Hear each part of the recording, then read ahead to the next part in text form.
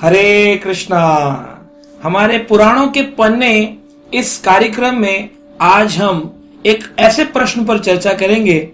लोग पूछते हैं मरने के बाद हमारे साथ क्या जाता है।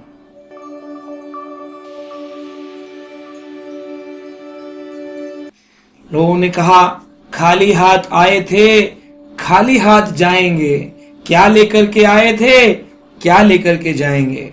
परंतु शास्त्र की युक्ति क्या है?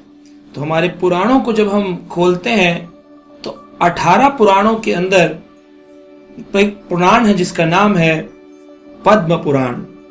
पद्म पुराण के पाताल खंड अध्याय 19 की श्लोक संख्या 19 में यमराज जी ब्राह्मणों को ये बात बताते हुए कहते हैं, मृतम शरीरम उत्सृज्य लोष्ट काष्ठ समं भुवि विमुखा बांधवायन्ति धर्मस्तम अनुगच्छति।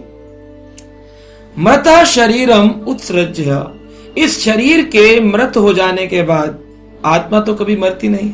आत्मा तो अजर अमर है।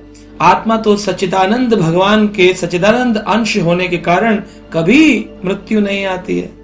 जैसा हमने अपने गीता के एपिसोडों में भी चर्चा करी, आत्मा कभी नहीं मरती है। तो मृतम शरीरम उत्सृज्य, इस शरीर के मर जाने के बाद लोष्ट काष्ठ समं भुवि, इस संसार में सब कुछ यही छूट जाता है। ये बात सत्य है, लेकिन क्या जाता है? विमुखा बांधवा, यहां तक कि हमारे बांधव बंधु परिवार के जो लोग हैं वो भी हमको छोड़कर चले जाते हैं, जिनके लिए हम अपना पूरा जीवन गुजारते हैं। कोई मेरी पत्नी है, कोई मेरे बच्चे हैं, कोई मेरा भाई है। कितना हम उनके लिए स्ट्रेस लेते हैं, इतनी मेहनत करते हैं, लेकिन वो भी हमें हमारे शरीर को उठाकर अग्नि पर रखकर चले जाते हैं। तो क्या जाता है हमारे साथ? धर्मानुगच्छति, हमारे साथ किया हुआ धर्म हमारे साथ जाता है, हमारा किया हुआ कर्म हमारे साथ जाता है। तो कर्म और धर्म ये दो चीजें हमारे साथ अगले जन्म में जाती है। इसीलिए जब किसी का जन्म होता है, आदमी कहता है मेरा जन्म गरीब परिवार में हुआ। कैसे हुआ? मेरा जन्म अमीर परिवार में हो, कैसे हुआ? अभी तो उसने कुछ कर्म किए ही नहीं। तो पिछले जन्म में जो उसने कर्म किए, उस कर्म की कैरी फॉरवर्ड होकर के अगला जीवन उसी के कर्म के अनुसार उसको शरीर मिलता है।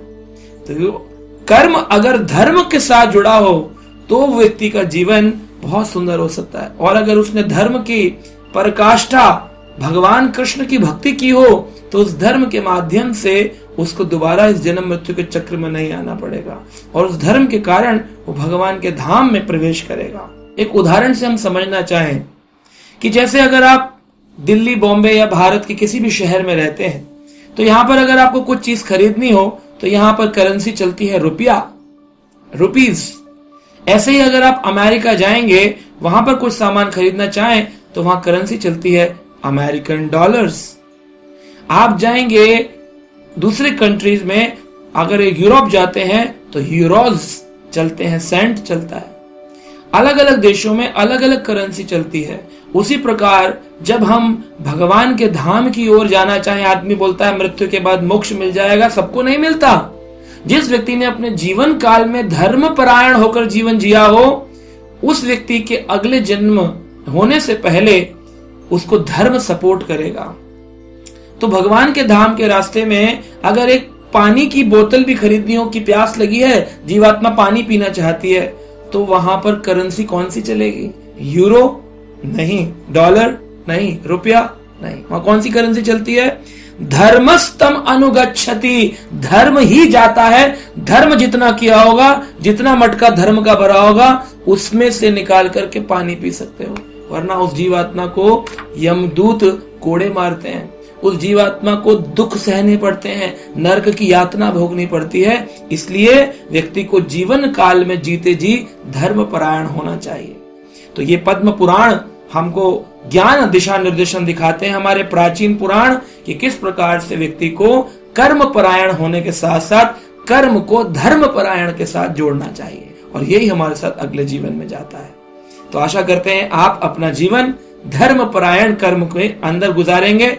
अगर अगला जन्म हो भी तो एक धार्मिक परिवार में हो, ताकि हम अपनी इस क्रियाओं को जल्दी से जल्दी पूर्ण कर सके। और अगर हमने धर्म 100% कर लिया तो हमें इस जन्म मृत्यु के चक्र में पुनः आने की आवश्यकता नहीं पड़ेगी और हमारा जीवन आनंदमय भगवान के धाम में गुजरेगा। तो आप लोग अपने जीवन को धर्म कर्म परायण बनाइए, यही हमारे पुराणों का संदेश है। हरे कृष्णा।